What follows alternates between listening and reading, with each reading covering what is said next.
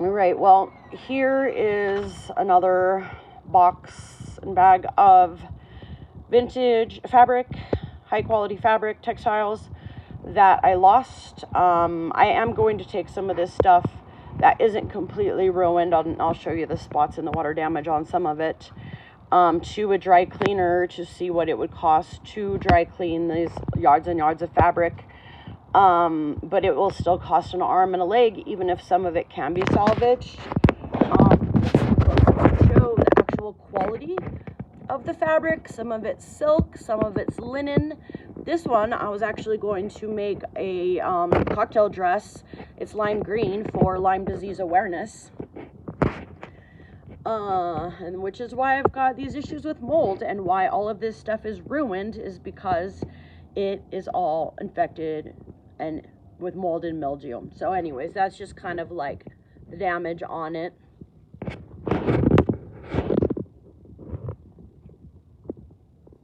A lot of this stuff is like that, you know.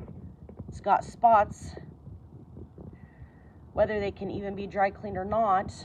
Some of it's ruined, and what can be dry cleaned, I mean, this is stuff you cannot get anymore. These are knits from the 80s, I mean from the 60s to the 80s. Double knit, polyester. They don't make that anymore. They don't make anything even close to this quality anymore.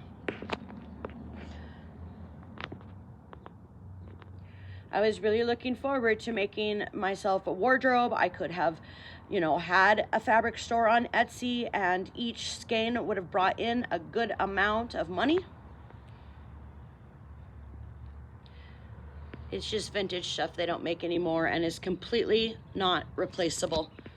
High quality wools, linens, silks. Even if they made this stuff anymore, it would be quite expensive these days. This is stuff that I've been taking good care of and holding on to for a lot of years, you know. Silk. They don't make this stuff anymore. It is irreplaceable.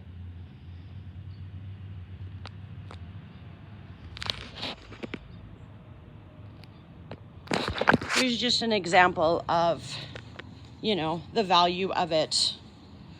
Like, there is no way on earth. In fact, it was an accident that I even got this. The guy that was doing the estate sale said, oops, I meant to take that for myself, because I always take the nicest stuff. But yeah, look at that print, that design, how rare that is. And this has got to be a good, at least 6 yards.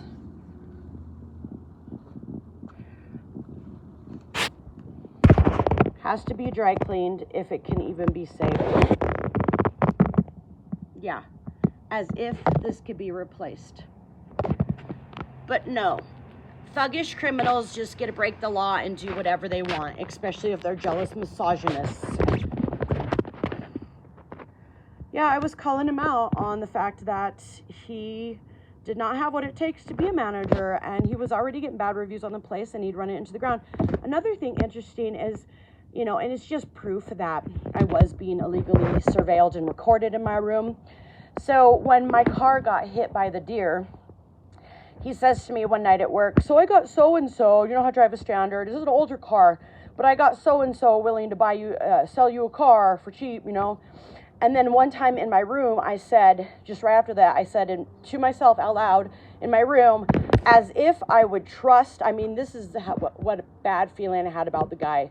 But I said, as if I would trust a vehicle that you set up that came from you. And he didn't bring it up again. And it was when I said stuff like that in my room that he had to suddenly get rid of me.